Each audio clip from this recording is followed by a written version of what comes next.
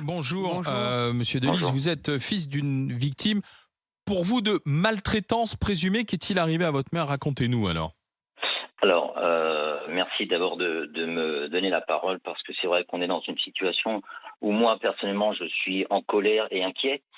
Vous allez vite comprendre quand je vais vous réitérer un petit peu la petite histoire. Maman l'a fait rentrer en maison de retraite dans une résidence du groupe Domus Vie il y a Oui. moins de 2 ans. C'était en février 2020. Elle est rentrée dans cette maison de retraite en pleine santé.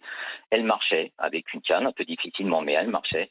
Et on s'est très vite rendu compte, quelques jours après, qu'on la mettait dans un fauteuil roulant. Donc on s'est posé la question, on leur a posé la question, on leur a dit vous inquiétez pas, c'est simplement pour gagner du temps avec le nombre de résidents, pour emmener tout le monde à la bonne heure au restaurant. Très bien, sauf que de occasionnel, c'est passé à permanent. C'est-à-dire que maman, elle est soit dans son lit, soit dans son fauteuil roulant.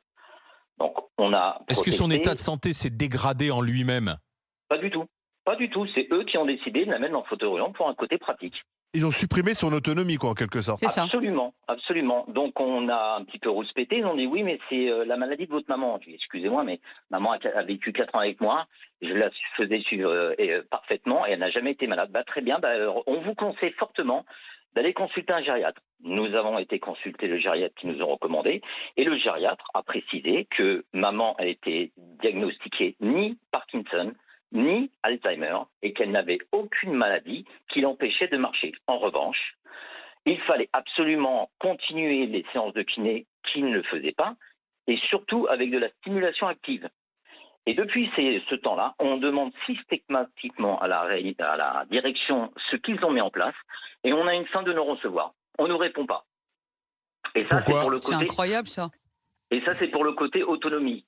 Il y a eu aussi, et c'est ma petite sœur qui va souvent, qui s'est rendu compte, quand maman allait aux toilettes, qu'elle la menait, qu'elle faisait des infections urinaires. Au début d'année, donc au mois de mai, on avait fait 5. Donc on s'est encore inquiété alors qu'on avait déjà prévenu, parce qu'il faut savoir ce que je ne vous ai pas dit, c'est que dès le départ également, en plus du fauteuil roulant, c'était des couches culottes jour et nuit.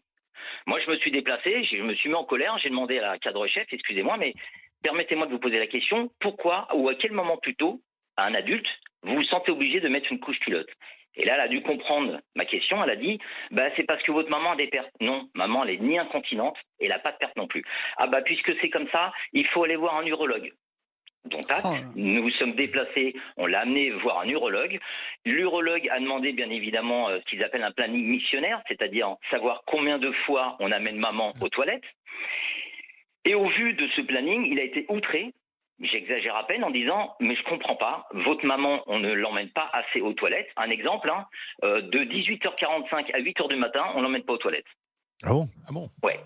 Donc, il a dit... Donc c'est pour ça qu'ils mettent des couches, en fait, parce que comme ça leur évite Mais par manque de de gérer personnel? ça. C'est un manque de personnel?